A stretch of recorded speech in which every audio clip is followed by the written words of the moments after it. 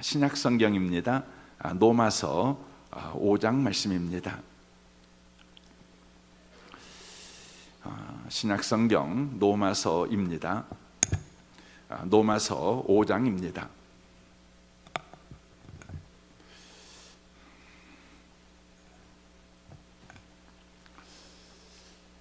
(5장) 1절에서 11절까지 기록된 말씀을 보겠습니다. 우리 교독해서 보겠습니다. 제가 1절 읽겠습니다. 여러분이 2절 그렇게 번갈아 가면서 읽었으면 합니다. 먼저 읽겠습니다. 그러므로 우리가 믿음으로 의롭다 하심을 받았으니 우리 주 예수 그리스도로 말미암아 하나님과 화평을 누리자.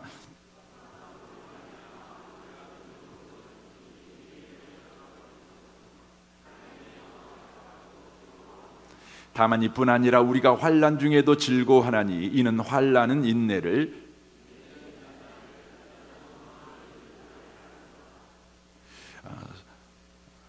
소망이 우리를 부끄럽게 하지 아니함은 우리에게 주신 성령으로 말미암아 하나님의 사랑이 우리 마음에 부은 바 됨이니,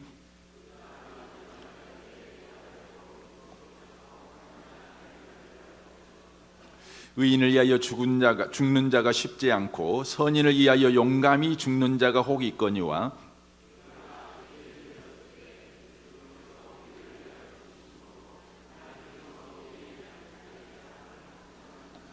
그러면 이제 우리가 그의 피로 말미암아 의롭다 하심을 받았으니 더욱 그로 말미암아 진노하심에서 구원을 받을 것이니 곧 우리가 온수 되었을 때 그의 아들의 죽으심으로 말미암아 하나님과 화목하게 되었은즉 화목하게 된 자로서는 더욱 그의 살아나심으로 말미암아 구원을 받을 것이니라. 같이 읽겠습니다.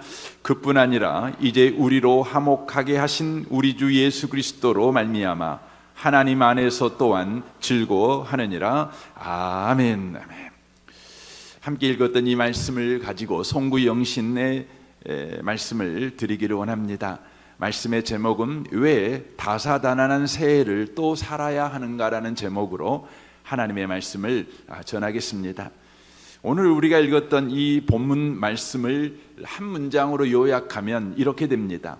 못나고 못된 온수였을 때에도 은혜를 베푸셨다면 자녀된 지금은 얼마나 더 놀라운 은혜를 베푸시겠는가라는 내용의 말씀을 우리가 읽었던 것입니다.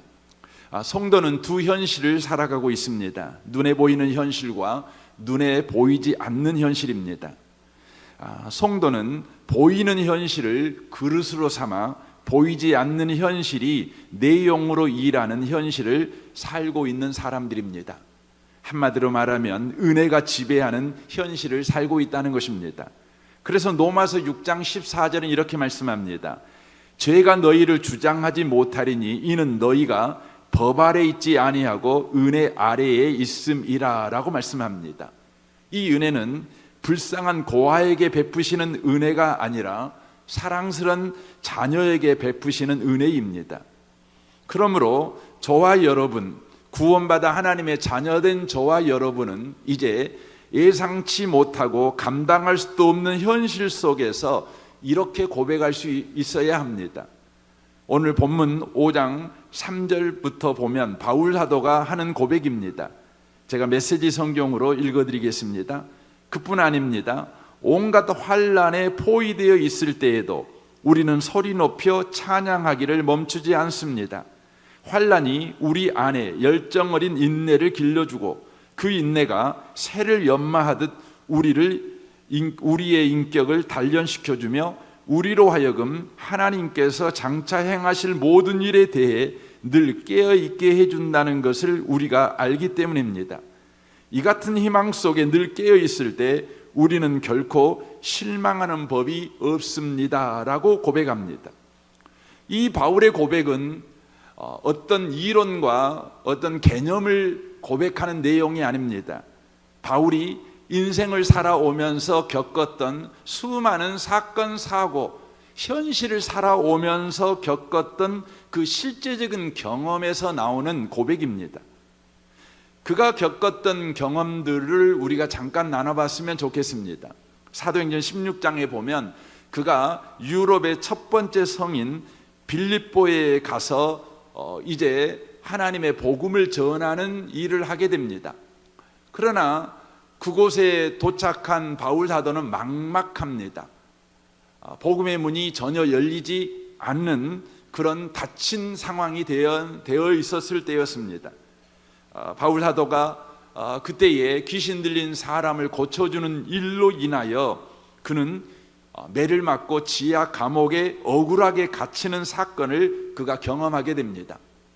선한 일을 했는데 그가 도리어 칭찬받지 못하고 감옥에 갇히는 참으로 황당하고 억울한 일을 겪게 된 것입니다.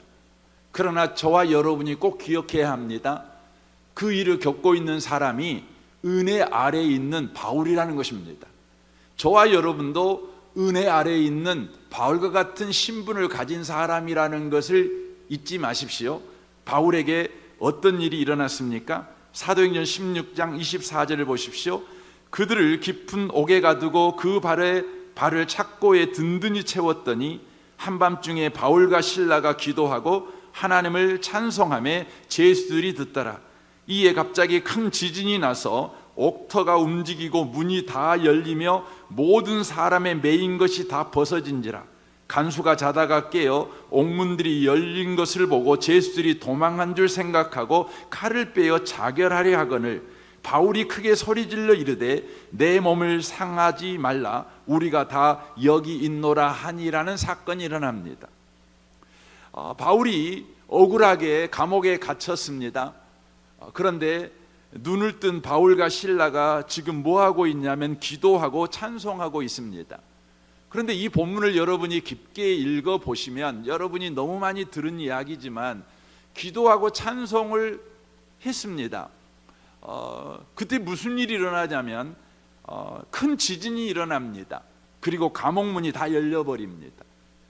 우리는 이 성경을 볼 때에 어렵고 힘든 이 길을 당할 때에 기도와 찬송을 하면 우리 앞에 닫힌 문이 열리게 된다.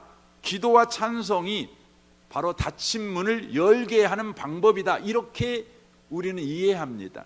하지만 이 본문을 좀 더 깊게 묵상을 해보면 하나님의 기다림을 알 수가 있습니다. 하나님께서 바울과 실라가 자신들이 하나님의 은혜 아래에 살고 있는 신분이라는 것을 기억하고 이 억울한 상황에서도 우리는 찬송해도 되는 사람이야, 우리는 기도해도 되는 사람이야 라는 수준이 되자 우리 하나님께서 그래 그러면 됐어 하고 옥문을 여신 것입니다. 그들이 하나님의 은혜 아래에 있는 신분이라는 것을 그들이 자각하고 그에 합당한 반응을 할 때까지 하나님이 기다리셨다는 것입니다. 옥문을 열어버렸습니다. 기도하고 찬송함으로 인하여 옥문이 열렸다면 바울과 실라는 하나님이 기도 응답해 주셨구나 하고 즉시 옥문이 열린 것을 틈타 감옥 밖으로 뛰쳐나갔을 것입니다. 하지만 바울과 실라는 감옥 밖으로 뛰쳐나가지 않았습니다. 이로 인하여 기도와 찬송의 응답으로 감옥문이 열린 것이 아니라 하나님의 은혜 아래에 있는 지위와 신분을 가진 바울과 실라가 자기 자신의 지위와 신분을 자각하고 찬송하고 기도하는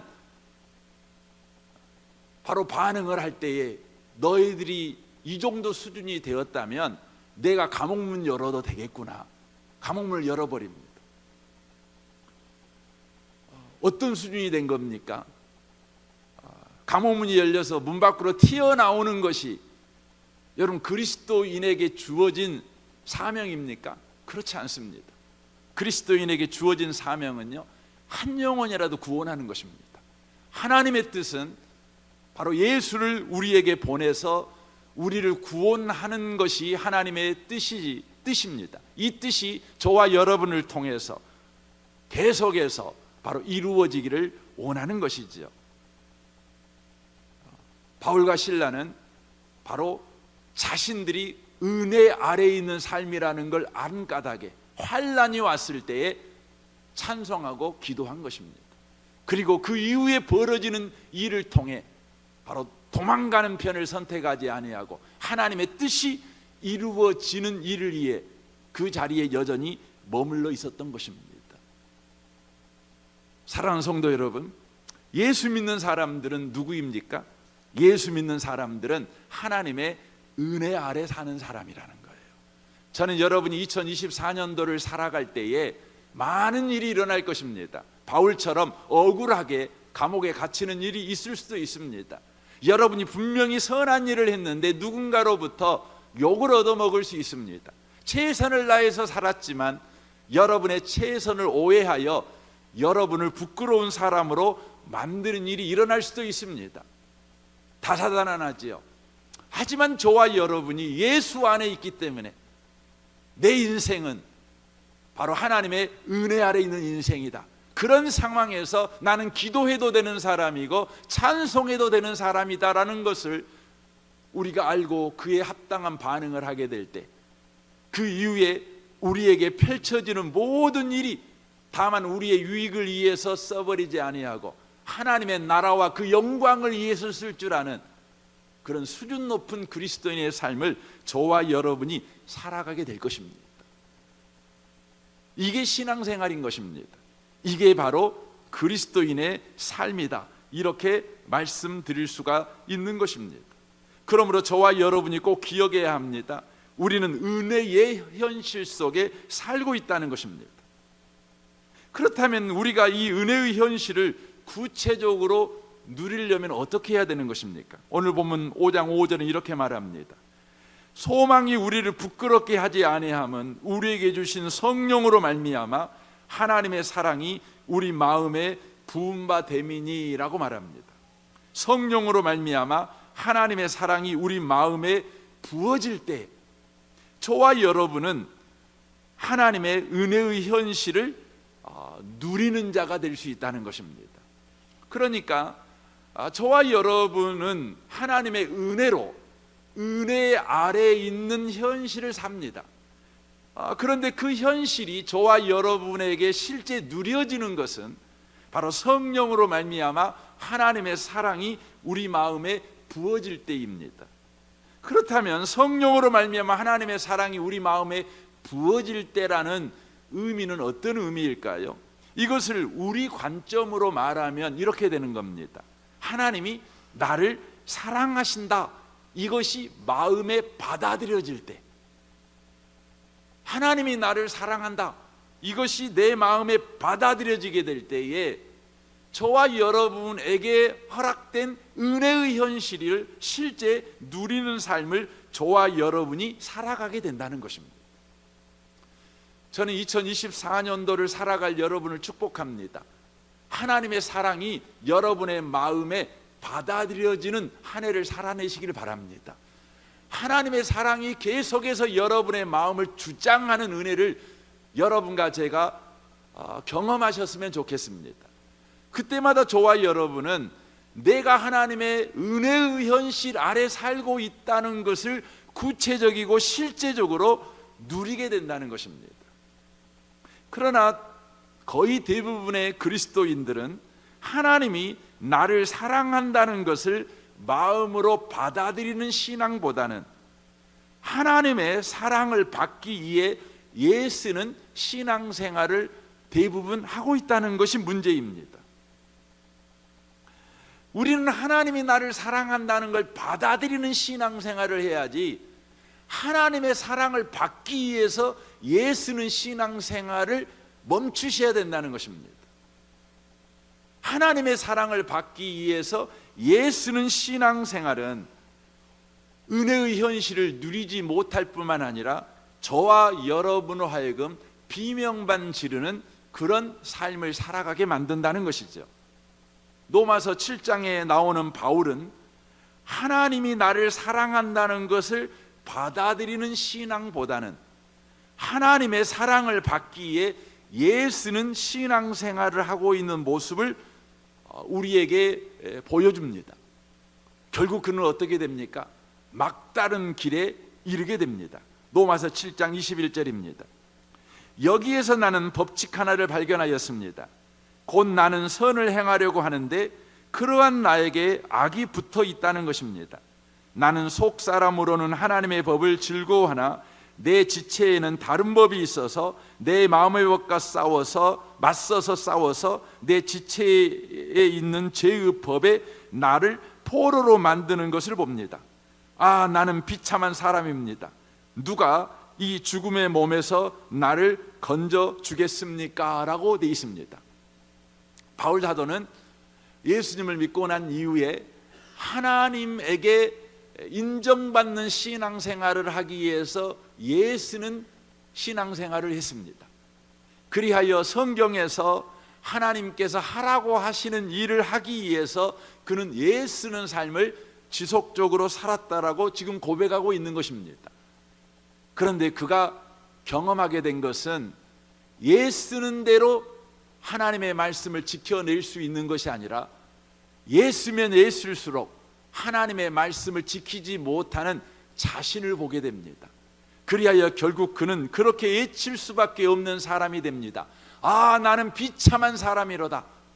우리 개역 개정 성경에서는 나는 참으로 피곤한 사람이다, 그렇게 고백하는 사람이 되어버리고 있다는 것이죠.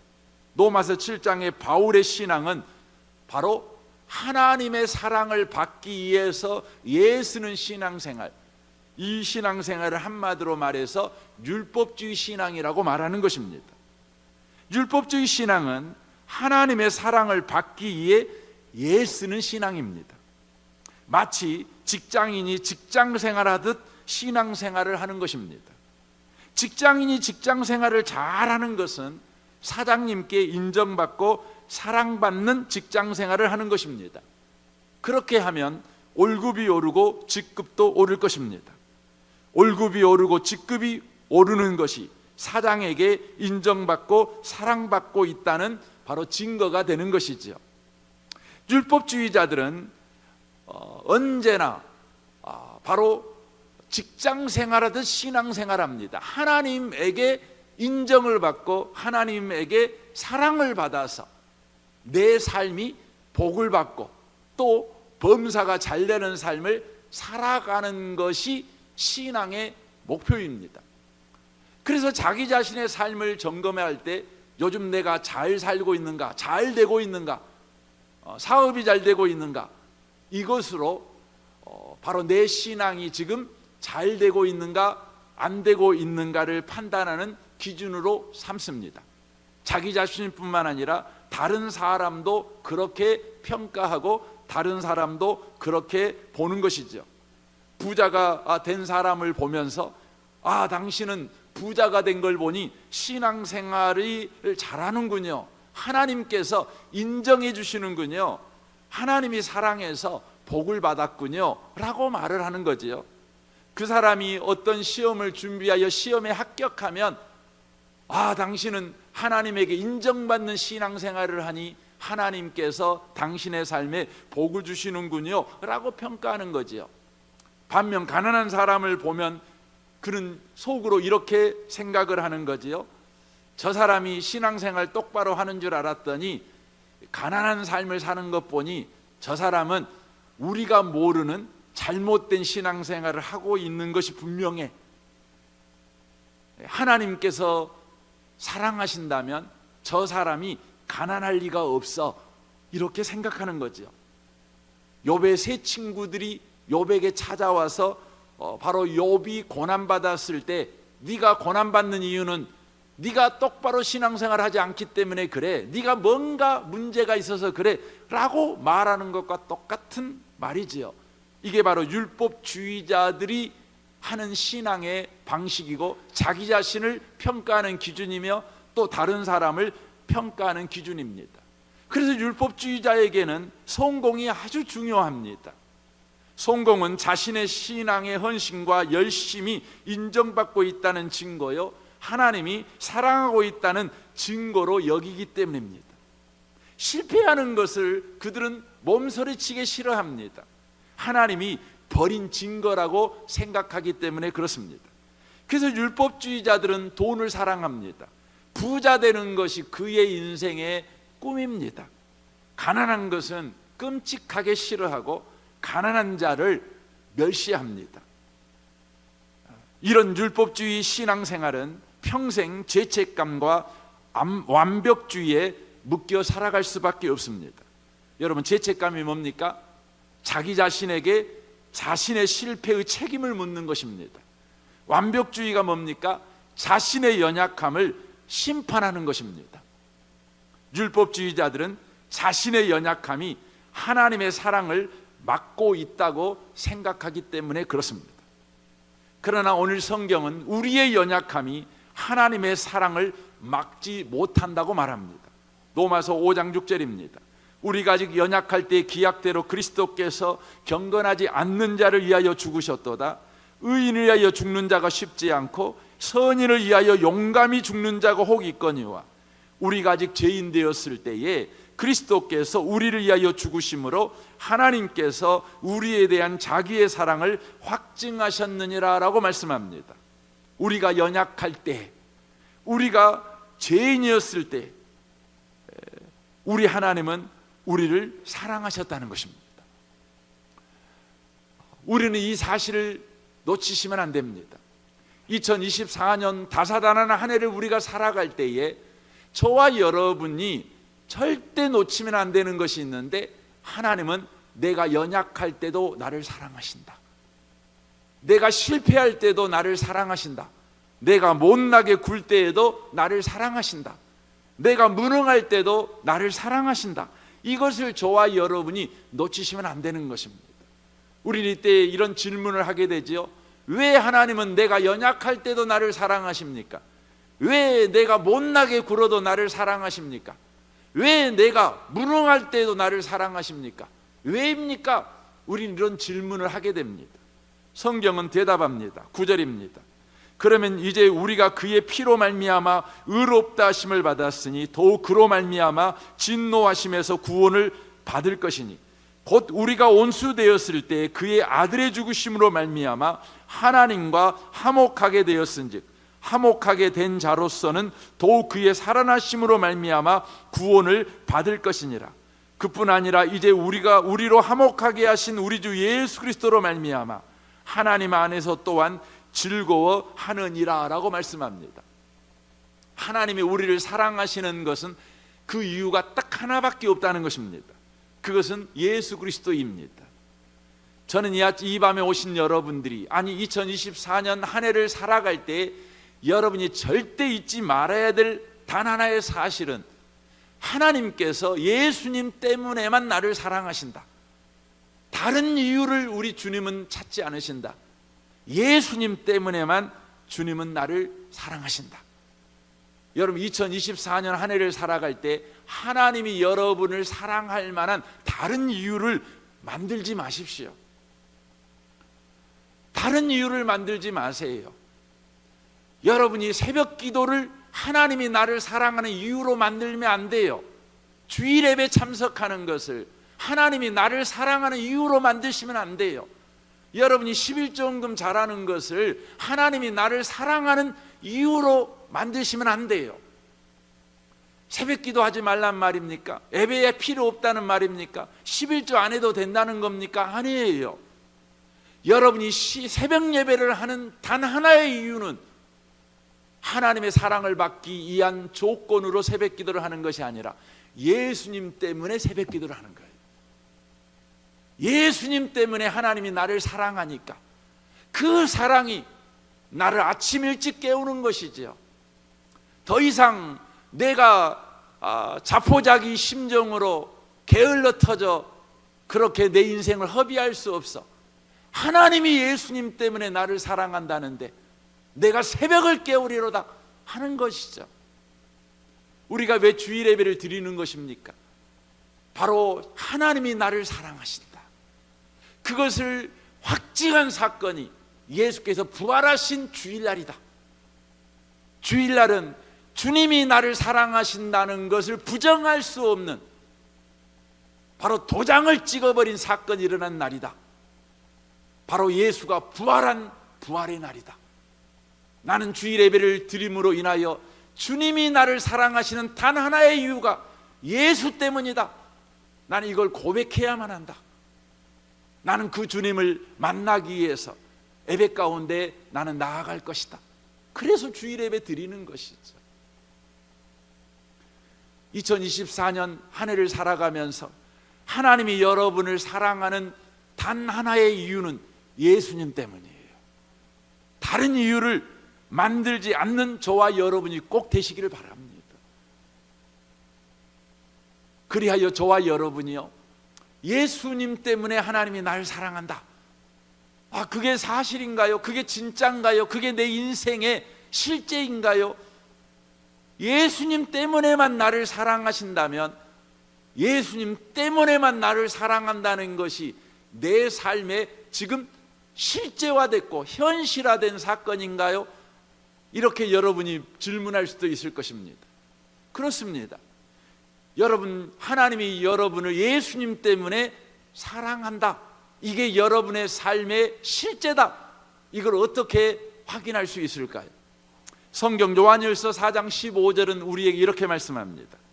누구든지 예수를 하나님의 아들이라 시인하면 하나님이 그 안에 거하시고 그도 하나님 안에 거하시느니라. 하나님이 우리를 사랑하시는 사랑을 알고 믿었노니 하나님은 사랑이시라. 사랑 안에 거하는 자는 하나님 안에 거하고 하나님도 그 안에 거하시느니라 라고 말씀합니다. 예수라는 단 하나의 이유가 우리의 인생 속에 뛰어들어와 일하심으로 하나님이 나를 사랑한다. 이것이 지금 내 삶에 일어나고 있다. 실제되고 현실화되었다. 그 증거가 뭐냐면 저와 여러분이 예수님이 믿어지는 거예요. 예수님이 나의 주 나의 하나님으로 믿어지는 거예요.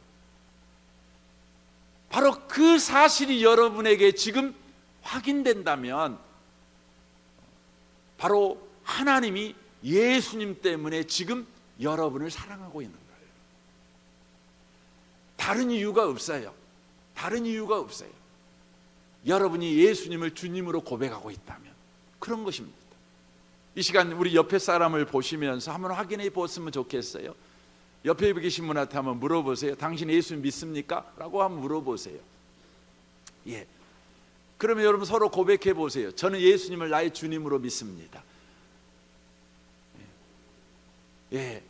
여러분, 그렇다면 지금 여러분에게는 단 하나의 이유이신 예수 그리스도가 여러분의 삶 속에 역사하여 하나님의 사랑을 받는 삶을 저와 여러분이 지금 살아가고 있다는 것이에요. 이게 중요한 것입니다.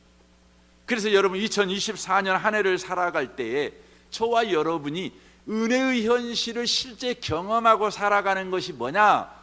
그러면요, 바로 하나님이 나를 사랑한다. 내가 예수 믿는다면 하나님이 나를 사랑한다. 이걸 저와 여러분이요 고백하고 살아가는 거예요. 고백하고 살아가는. 그래서 로마서 10장 9절은 이렇게 말씀하는 겁니다. 보세요. 하나님을 받아들이며 예수가 나의 주님이시다라고 말하십시오. 예수를 죽은 자들 가운데서 살려내실 때 하셨던 일을 지금 우리 안에서도 행하고 계신 하나님의 일을 마음과 몸을 다해 받아들이십시오. 그렇습니다. 바로 그것입니다. 이는 여러분이 무엇인가 해내는 것이 아닙니다. 여러분은 그저 하나님을 소리내어 부를 뿐입니다. 그분께서 여러분을 이해하시는 일하시는 것을 신뢰하면서 말입니다. 그것이 바로 구원입니다. 여러분, 하나님께서 우리를 위해 하시는 일이 뭘까요? 그걸 신뢰하는 게 뭘까요? 하나님이 우리를 위해 하시는 일이 뭐냐면 예수님께서 바로 우리의 구주이시다. 예수님 한 분 때문에 내가 너를 사랑해. 여러분, 이게 뭐냐면 하나님께서 지금 우리 가운데 하시고 있는 일입니다. 그래서 저와 여러분이 다사다난한 2024년도를 살아갈 때에 보이는 현실은 다사다난하지만 보이지 않는 현실, 바로 그 현실이 내용이 되어 일하는 현실을 저와 여러분이 경험해야 되는데 그 내용이 뭐예요? 하나님이 나를 사랑한다. 하나님이 나를 사랑한다. 그것이죠. 그것이죠. 여러분이 예수가 나의 주님이시다고 계속해서 무슨 일을 만날 때마다 고백하는 거죠. 예수가 나의 주님이시다. 예수가 나의 주님이시다. 이런 일을 만나도 저런 일을 만나도 예수가 이 일의 주인이시다. 예수가 이 사건의 주인이시다. 이 사건 속에 서 있는 나의 주인이시다. 이걸 저와 여러분이 고백하고 그것에 의지하고 살아갈 때 하나님이 나를 사랑하신다는 이 놀라운 은혜의 현실을 2024년 한 해 동안 저와 여러분이 경험하게 될 것입니다. 저는 이 시간 여러분에게 2024년도를 살아갈 때 무슨 일을 만나든지 이런 고백을 하시라고 성경을 제가 한 구절 드리고 싶습니다. 제가 이 복사해 갖고 왔어요. 여러분들도 그 집에 가셔가지고 호주머니 이거 복사 하나 딱 써갖고 넣어갖고 다니십시오. 그래서 여러분이 2024년도 무슨 일을 만나든지 은혜의 현실 아래에서 살고 있는 걸 누리는 고백을 여러분 꼭 하셨으면 좋겠어요. 방송실을 제가 말 안 해드렸는데 민수기 6장 24절 좀 펴시면 좋겠습니다. 한번 좀 띄워주시면 좋겠어요. 여러분들도 성경이 있으시다면 민수기 6장 말씀을 좀 보겠습니다.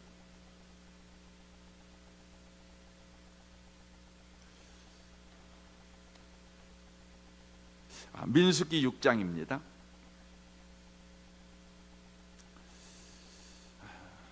제가 일단 24절부터 27절까지 한번 읽어드릴게요. 어떻게 가능합니까? 예. 한번 민수기 6장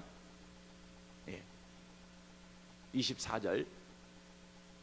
여러분 성경 있으시면 우리 같이 한번 되는 대로 띄워주셔도 되겠습니다. 한번 같이 한번 읽겠습니다. 여호와는 내게 복을 주시고 너를 지키시기를 원하며 여호와는 그의 얼굴을 내게 비추사 은혜 베푸시기를 원하며 여호와는 그 얼굴을 내게로 향하여 드사 평강 주시기를 원하노라 할지니라 하라. 그들은 이같이 내 이름으로 이스라엘 자손에게 축복할지니 내가 그들에게 복을 주리라. 아멘. 그래서 여러분 2024년도 그 무슨 일을 만나든지요, 그때마다 여러분이 호주머니에서 이걸 펴가지고 여러분 고백하십시오. 여호와는 내게 복을 주시고 나를 지키시기를 원하며 여호와는 그의 얼굴을 내게 비추사 은혜 베푸시기를 원하며 여호와는 그 얼굴을 내게로 향하여 드사 평강 주시기를 원하노라. 고백하십시오. 하나님은 여러분을 사랑하십니다. 하나님에게 사랑받으려고 애쓰지 마십시오. 하나님이 여러분을 사랑하고 있다는 것을 고백하십시오. 그때마다 여러분의 삶에 은혜가 실체가 되고 실제가 되어 여러분의 삶 속에 경험되어지는 은혜가 있게 될 줄로 믿습니다. 이 은혜에 참여하는 2024년 다 되시기를 주님의 이름으로 축원합니다. 아멘.